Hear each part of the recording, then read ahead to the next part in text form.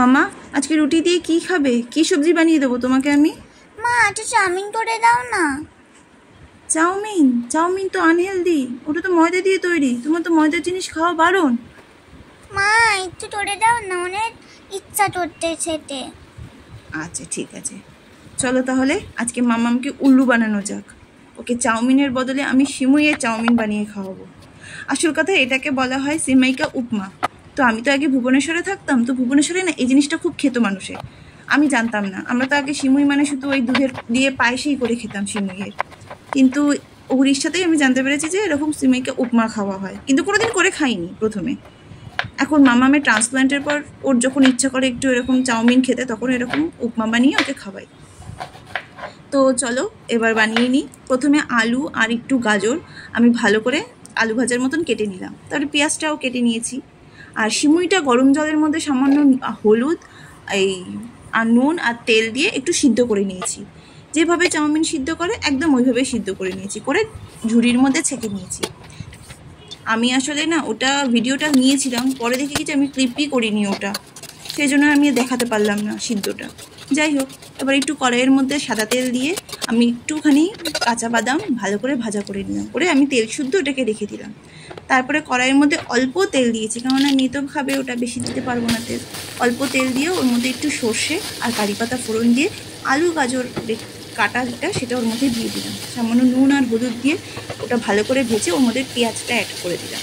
তারপরে ভালো করে নাড়াচাড়া করে ঢাকা দিয়ে দিলাম যাতে একটু সিদ্ধ হয়ে যায়। যখন মোটামুটি সিদ্ধ হয়ে যাবে তখন ওই সিদ্ধ করে রাখা সিমুইটা অল্প অল্প করে ওর সঙ্গে মিশিয়ে দেবো।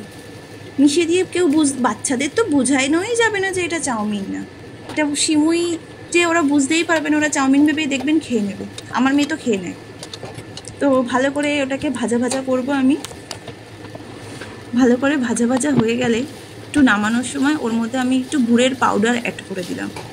আসলে আমার মেয়ে না চিনি খাওয়া বারণ, তো চিনির জায়গায় তো একটু তো ওকে মিষ্টিটা দিতে লাগে না, তো ওই বা খায় কী করে, তো আমিও একটু গুড়টা খেতে পারি, তাই গুড়টা আমি অ্যাড করি ওর সব কিছুতে, খাবারের মধ্যে একটু গুড় দিয়ে এদিক এপিট ওপিট করে ভালো করে নাড়াচাড়া করে নিলাম।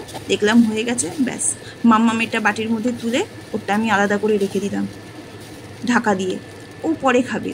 তো ওটা আমি রেখে দেওয়ার পর আমাদেরটার মধ্যে এবার আমি সেই ভেজে রাখা বাদাম আর তেল শুদ্ধ, কারণ তেলটা তো অনেক কম, তো একটুখানি তেল আমি আগে তুলে রেখে দিয়েছিলাম ভেজে, ওইটা দিয়ে দিলাম আর একটু কাঁচা লঙ্কা অ্যাড করলাম যাতে ঝাল ঝাল হয়।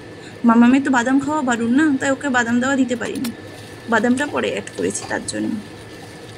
দেখুন কি সুন্দর দেখতে হয়েছে না, একদম পুরো চাউমিন, কেউ বলবেন এটা সিমুই। তো ভালো করে ওটাকে এবার ভাজা ভাজা করে আমাদের জন্য এবার প্লেটের মধ্যে সাজিয়ে নিলাম। অল্প একটু ওর মধ্যে আমি শসা কুচি, পেঁয়াজ কুচি অ্যাড করেছি, পারলে আপনারা এর মধ্যে চাইলে সসও অ্যাড করতে পারেন, খেতে কিন্তু খুব ভালো লাগবে। কেমন লাগলো রেসিপিটা? ভালো লাগলে জানাবেন আর উৎসাহ দেবেন আমাকে, লাইক কমেন্ট শেয়ার করে পাশে থাকবেন। নমস্কার।